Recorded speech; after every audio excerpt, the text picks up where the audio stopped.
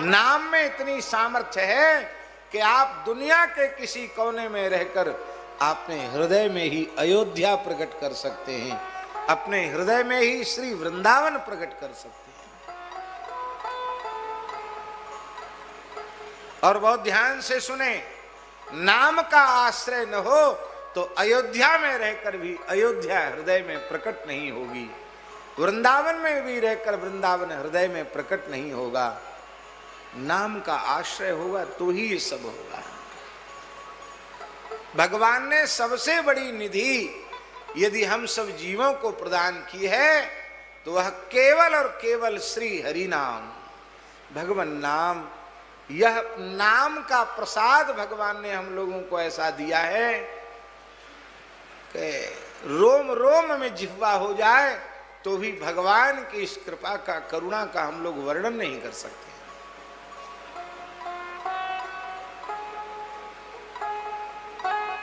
सुलभम भगवन नाम, सभी प्राणियों को भगवन नाम सुलभ है। जिह्वाच वशवर्तिनी, और जिह्वा हमारे अधीन है। हम जो बोलना चाहते हैं विवक्षा जैसी होती है वैसी वाणी प्रकट होती है। तथापि नरकम यान्ति किमाश्चर्यमतः परम, फिर भी जीवों को नरक जाना पड़ता है, इससे बड़ा कोई दूसरा आश्चर्य नहीं। महारानी कुंवर गणेश बाई अयोध्या से राम जी को ओरछा लाई नाम के बल से। ओरछा में श्री अयोध्या को प्रकट किया नाम के बल से।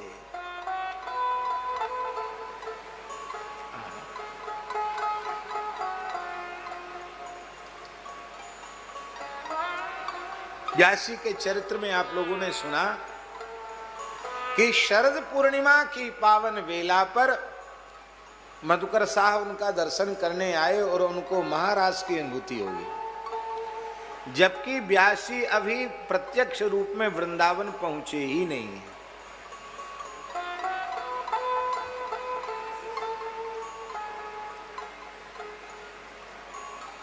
तो व्यासी ने शरद पूर्णिमा पर जामुनी और बेत्रवती संगम के क्षेत्र में शरद पूर्णिमा को दिव्य वृंदावन प्रकट कैसे कर दिया।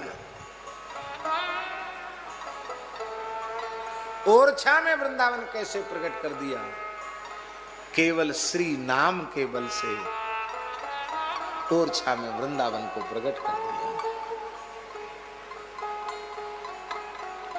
आज अयोध्या के वर्णन के समय हमारे मन में एक भाव आ रहा था कि अयोध्या का स्वरूप और अयोध्या वासियों का व्यवहार, ये जो चौपाइयां हैं ये ओरछा धाम में जगह जगह लिखवाई जानी चाहिए, जिसमें आने जाने वालों पर दृष्टि पड़े।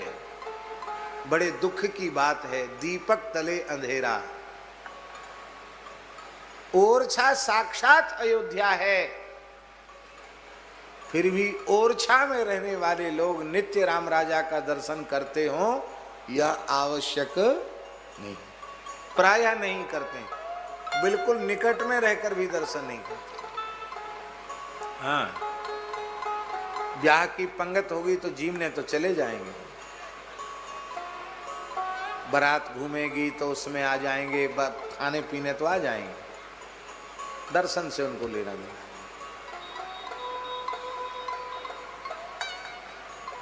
विचार करना चाहिए, ओरछा अयोध्या है, क्या हम ओरछा रूपी अयोध्या के वासी कहलाने योग्य हैं कि नहीं। अवध वासियों का जैसा स्वभाव, जैसा शील, जैसा व्यवहार, यदि वैसा व्यवहार हमारा है तो हम इस कलिकाल की प्रकट अयोध्या ओरछा के निवासी हैं, नहीं तो हम ओरछा में रहकर भी ओरछा के निवासी नहीं हैं, धाम में रहकर भी धामवासी नहीं है। एक बड़ी घृणित परंपरा ओरछा में आरंभ हो गई।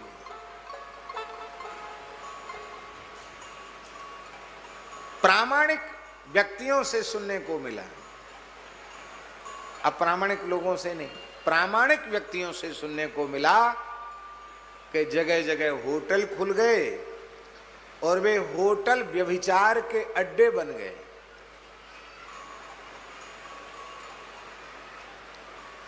युवक युवतियां आते हैं,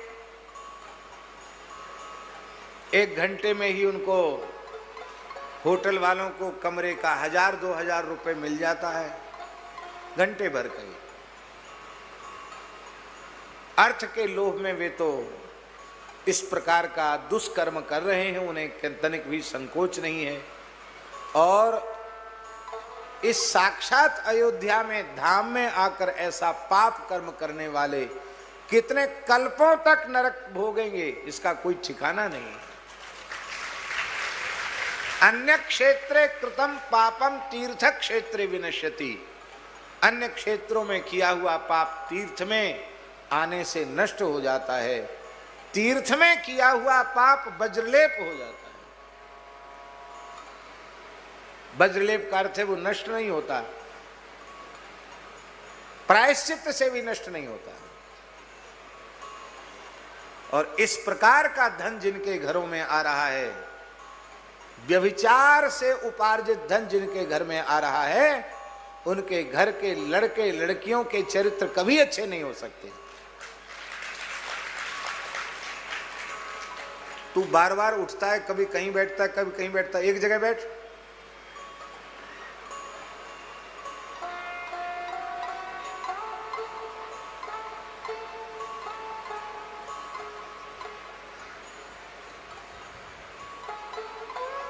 पाप कर्म से उपार्जित धन उसको भोगने वाले की बुद्धि शुद्ध होगी?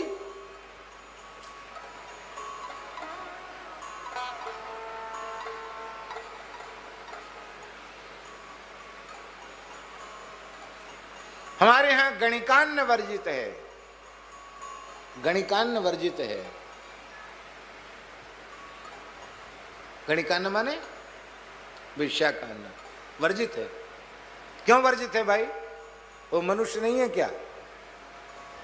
इसीलिए गणिकान्न वर्जित है क्योंकि उसके पास जो धन है वो पवित्र कार्य का धन नहीं है, इसलिए उसके अन्न को रजवीर्य के तुल्य माना जाता। वो खाना माने अमुक वस्तु खाना, ऐसा वर्जित है, गणिकान्न वर्जित है। तो इस प्रकार का जो कार्य कर रहे हैं उनका घर का अन्न गणिकान्न है, उनके घर का अन्न खाने योग्य नहीं है, उनके घर का पानी पीने योग्य नहीं है। भले ही अपने नाम के आगे शर्मा लगावे, चाहे बर्मा लगावे, चाहे गुप्ता लगावे, चाहे जो मनावे सो लगावे, इससे कोई लेना देना नहीं है। इस प्रकार का अपकर्म करने वाले लोग उनका अन्न जल ग्रहण करने के योग्य नहीं है।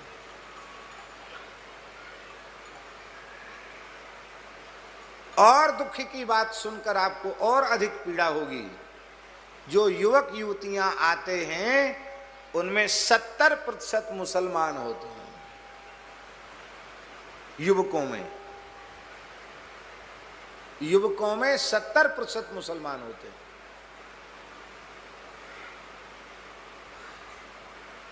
और युवतियों में 100% हिंदू होती है, एक भी मुसलमान नहीं होती है।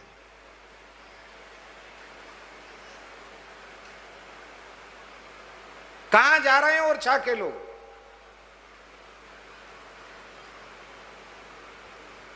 किस नरक में पड़ेंगे?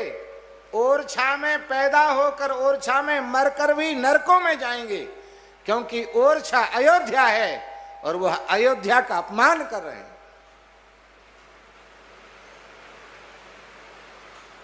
इसलिए मेरी प्रार्थना है, आज ये बात हम कहना नहीं चाहते थे, लेकिन मानसी में इस प्रकार का पाठ आया तो ओरछावासी अपने स्वरूप को संभालें,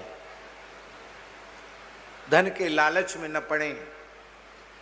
माताजी घर घर होटल बन गया, विदेशियों को रुकाना और उनको खाना पीना, वो तो वैसे ही अशुद्ध खान पान वाले हैं और वे अब घरों में आकर वे विचार करते हैं। महाराज बड़े दुख की बात, म्लेच्छ, गोमांस बख्शी, मांस बख्शी, उनको आप घर में रुकाते हैं।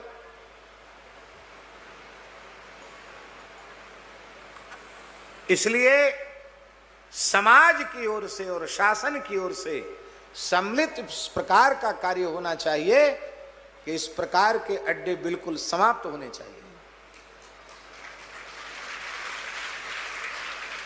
यहां तो गली गली से भगवान नाम की गूंज होनी चाहिए, और आज इस प्रकार की बात दुख की बात है। इसलिए ठाकुर जी से प्रार्थना है कि अखंड संकीर्तन तो यहाँ चल ही रहा है विगत कई वर्षों से, अब कनक भवन जैसे ही निर्मित हो जाएगा तो 365 गांव के लोग 24-24 घंटे का कीर्तन करेंगे। कीर्तन करते हुए अपने गांव से आएंगे और कीर्तन करते हुए वापस जाएंगे। कल कमलेश जी ने कितने सूची, तो स्वाद आवे या ना आवे, मन लगे या न लगे, केवल केवल जय बैखरी वाणी से ही हरि नाम का, राम नाम का, कृष्ण नाम का जप आरंभ कर दो। जब करते करते करते करते करते जब स्वाद आने लग जाएगा तो नाम की अखंड स्मृति केवल वैखरी से नहीं, वो नाम उतरेगा भीतर। तो वैखरी के बाद नाम मध्यमा में प्रवेश करेगा। मध्यमा वाक जो मध्यमा कंठ कुबरे, मध्यमा में जब नाम प्रवेश कर जाएगा तो निरंतर नाम जप आरंभ हो जाएगा, जिसको अजपा जप कहते हैं, जिसको संत कबीर जी ने, रामानंद स्वामी जी ने कबीर जी को समझाया, अजपा जपे सो जाने भेऊ, वो अजपा जप है। निरंतर नाम जब प्रारंभ हो जाए, रोम रोम से नाम प्रकट होने लग जाएगा। रोम रोम हर ठौर से भाई, ररंकार धुनि होए सदाई, राम सिया सबके पितुमाई, हरदम सन्मुख परे दिखाई। फिर उससे नीचे नाम उतरेगा तो पश्यंती में नाम प्रवेश करेगा। पश्यंती का सीधा साधा अर्थ महाराज यही है, पश्यंती मैंने देखता है, कम पश्यंती, कस्मिन अवस्थायाम पश्यंती, प्रेम समाधि, भाव समाधि नाम जपते जपते जब लग जाएगी तो अपने प्रियतम से जिस भाषा में वार्तालाप होता है वो हृदय चक्र में वाणी प्रतिष्ठित हो जाएगी। पश्यंती, प्रभु से वार्तालाप होने लग जाएगा। और जब वह वाणी परा में प्रवेश कर जाएगी, परावाक बन जाएगी, तब तो हड्डी, चर्म, अस्थि, रक्त सबसे नाम प्रकट होने लग जाएगा। वृंदावन की घटना है महाराज जी। श्री अद्वैत महाप्रभु के वंशज परम भक्त, परम नामाश्रयी श्री ठाकुर विजय कृष्ण गोस्वामी जटिया बाबा, वृंदावन कुंभ बैठक थी और वो वहाँ विराज रहे थे उस समय। तो उन्होंने कहा कि एक जगह वो बैठ गए महाराज जी, ठाकुर विजय कृष्ण गोस्वामी बैठ गए रज में, जमुना जी के पुलिन में, और अपने परिकर से कहा कि शांत होकर सुनो। तो सब शांत होकर सुनने लगे। महाराज जी महामंत्र की ध्वनि सुनाई पड़ी, हरे कृष्ण कृष्ण कृष्ण हरे हरे, हरे राम राम राम हरे हरे, महामंत्र सुनाई पड़ने। सबको आश्चर्य हुआ कि 5-7 लोग थे साथ में, कहाँ से ध्वनि आ रही है। तो ठाकुर बोले कि यहाँ भूमि में कान लगाओ। कान लगाए तो और साफ साफ सुनाई पड़ने लगी। महाराज जी ये क्या चमत्कार? वो चमत्कार कुछ नहीं है, एक नाम जापक महात्मा की हड्डियाँ नीचे रज में दबी हुई हैं। वो ऐसे नाम जापक थे कि नाम जपते जपते नाम अस्थियों तक में प्रविष्ट हो गया। संत तो निकुंज में मंजरी भाव से सेवा में ठाकुर जी की पहुँच गए, पर उनकी हड्डियाँ रज रानी में गड़ी हुई हैं। उन हड्डियों से हरि नाम प्रकट हो रहा है। लोगों को सहसा विश्वास नहीं हुआ। तब ठाकुर विजय कृष्ण गोस्वामी ने उस रज को खुदवाया और जितनी गहराई पर उतनी गहराई पर वे अस्थियां मिली और यमुना जी में उनका विसर्जन किया। ये सत्य घटना है वृंदावन। नाम जपते जपते जब नाम का स्वाद आने लग जाएगा तो बिना चाहे भक्ति योग सिद्ध हो जाएगा। फिर तैल धारावत अखंड अविच्छिन्न भाव से भगवान नाम की स्मृति बनी रहेगी, आधे क्षण के लिए भी विस्मृति होगी ही नहीं। तो केवल वैखरी वाणी से नाम जपते जपते भक्ति योग की सिद्धि हो जाएगी और फिर देहाध्यास की निवृत्ति भी हो जाएगी, तो स्वस्वरूपावस्थान भी हो जाएगा, अपने सिद्ध स्वरूप की अनुभूति हो जाएगी। वैष्णवों के मत में यही ज्ञान है। ईश्वर अंश जीव अविनाशी चेतन अमल सहज सुख राशि, इसकी अनुभूति होने लग जाएगी। और फिर धर्मनिष्ठा भी परिपूर्ण हो जाएगी। क्यों? क्योंकि हनुमान नाटक के मंगलाचरण में हनुमान जी कह रहे हैं बीजम धर्मद्रुमस्य प्रभवतु भवताम भूते राम नाम। धर्म रूपी वृक्ष का बीज राम नाम है। महाराज जी, बीज से वृक्ष होता है और वृक्ष से ही तो फल होता है। इसका मतलब हरिनाम ही धर्म वृक्ष का बीज है और हरिनाम ही धर्म वृक्ष का अंतिम फल है। नाम ही सब कुछ है, नाम से बढ़कर और कुछ भी नहीं है। इसलिए गोस्वामी जी ने विनय पत्रिका में तो यहां तक कह दिया, कर्म उपासन ज्ञान वेद मत। कर्म मार्ग, उपासना मार्ग माने भक्ति मार्ग, ज्ञान मार्ग। कर्म उपासन ज्ञान वेद मत, ये सब वैदिक सिद्धांत है। सो सब भांति सब प्रकार से श्रेष्ठ है, लेकिन मोही तो सावन के अंधे ज्यों सूझत रंग हरो। भरोसो जाहि दूसरो सो करो, मोको तो राम को नाम काम तरु कलि कल्याण परो। हनुमान जी नाम जप करते हैं, कीर्तन करते हैं, तो महाराज जी कैसे करते हैं? यद रोम कूपे, एक एक रोम के छिद्र से, यद रोम कूपे ध्वनि मुल्लसंतम श्री राम जय जय राम। एक एक रोम से श्री राम जय जय राम प्रकट होता है। बोलो भक्तवत्सल भगवान की जय। श्री राम नाम महाराज की जय। नाम का आश्रय नहीं लिया तो ज्ञान मार्ग, भक्ति मार्ग, कर्म मार्ग किसी का अधिकार नहीं मिला, और नामाश्रय ले लिया तो सारे मार्ग अपने आप आ गए और शरणागति भी दूर नहीं रही, शरणागति भी आ गई। महाराज जी, संपूर्ण वेदादि शास्त्रों का, उपनिषदों का सार सर्वस्व श्रीमद् भगवद गीता है, और श्रीमद् भगवद गीता का सार सर्वस्व भगवत शरणागति है। सर्वधर्मान परित्यज्य मामेकम शरणं व्रज अहं त्वा सर्व पापेभ्यो मोक्षयिष्यामि मा शुचो। और शरणागति का भी सार भगवान नाम है,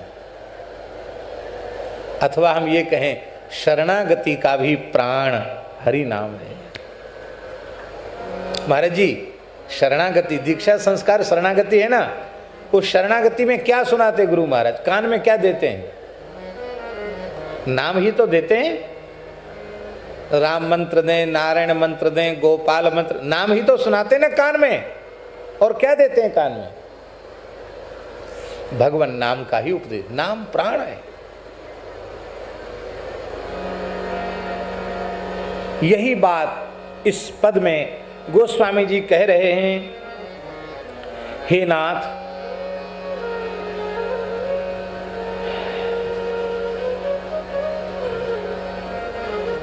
हमने बिगाड़ने में कोई कोर कसर बाकी नहीं छोड़ी। एक जन्म से बिगाड़ नहीं रहे, अनेक जन्मों से बिगाड़ रहे हैं। इसको गोस्वामी जी ने दोहावली में कहा भी है, बिगड़ी जन्म अनेक की अबही सुधरे आज, हो ही राम को नाम जप तुलसी तजिकु समाज। अनेक जन्मों की बिगड़ी आज अभी सुधर जाएगी। पहली शर्त है कि हो राम को, राम जी के हो जाओ, फिर नाम जप, राम जी के नाम का जप करो, और तीसरी बात है कुसंग का त्याग करो। तजो मन हरि विमुखन को संग, जिनके संग कुमति मति उपजय, परत भजन में भंग, उनके कुसंग का त्याग करो। हे नाथ, मैंने खूब बिगाड़ी, और जो हमने ऊटपटांग काम किए थे उसका परिणाम भी हमने भोगा, नरक आदि के रूप में, दुख के रूप में, रोगों के रूप में भोग रहा हूं। लेकिन हे भगवान,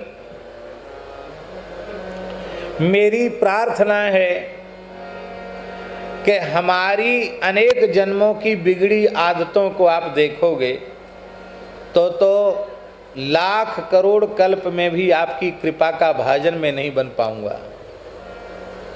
पर हे नाथ, हमारी बिगड़ी की ओर मत देखो, आप अपनी ओर देखो, आप अपनी कृपा करुणा की ओर देखो और मेरे ऊपर कृपा करो, क्योंकि मेरी ओर देखेंगे तो काम नहीं चलेगा। काम तो तब चलेगा जब मेरी ओर देखना बंद करके आप अपनी दया करुणा वात्सल्य की ओर देखेंगे, तो मेरे जैसे दीनहीन का भी काम बन जाएगा।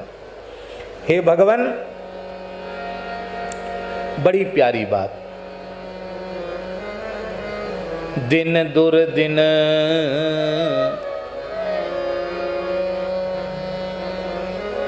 संस्कृत के पंडितों से पूछो दुर्दिन की परिभाषा क्या है, तो अमरकोश की पंक्ति बोल देंगे, मेघाच्छन्नि दुर्दिनम। जिस दिन मेघाच्छन्न आकाश हो, सूर्य दर्शन न हो, वो दिन दुर्दिन है। पर नहीं, तुलसीदास जी कहते, जिस दिन भगवान का स्मरण न हो, कथा कीर्तन न हो, वो दिन दुर्दिन है।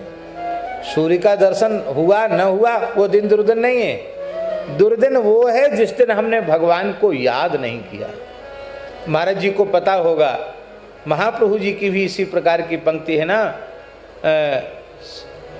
श्रीवास पंडित जी के आंगन में कीर्तन हो रहा था, संकीर्तन, और उसमें अब हो सकता हम भूल रहे हों, पंडित श्री गदाधर जी नहीं आए, यही बात है कि नहीं? तो उन्होंने कहा कि तुम इतने बड़े नामनिष्ठ होकर कीर्तन में क्यों उपस्थित नहीं हुए? बोले, महाप्रभु दुर्दिन था, माने मेघाच्छन्न आकाश था। तो महाप्रभु जी ने कहा कि हे गदाधर सुनो, मेघाच्छन्न दिन दुर्दिन नहीं, जिस दिन हरिनाम संकीर्तन न हो वो दिन दुर्दिन है। ऐसा है ना वाक्य? महाराज जी को याद होगा वाक्य। क्या वाक्य महाराज जी? मेघाच्छन्न दिन कबहु नाई दुर्दिन, ऐसा कुछ है। और जिस दिन हरिनाम का कीर्तन न हो, भगवान की स्मृति न हो, वो दिन दुर्दिन है। हम लोग महाराज जी कोई भी पूजा पाठ करते तो बोलते नहीं, तदेव लग्नम सुदिनम तदेव तारावलम चंद्रवलम तदेव विद्यावलम दैववलम तदेव लक्ष्मीपते तिंघ्रियुगम स्मरामि राधापते तिंघ्रियुगम स्मरामि सीतापते तिंघ्रियुगम स्मरामि। भगवान श्री सीताराम जी का, भगवान श्री श्यामा श्याम का, भगवान श्री लक्ष्मी नारायण का स्मरण ही वो दुर्दिन को सुदिन बना देता है, बुरी लग्न को उत्तम लग्न बना देता है।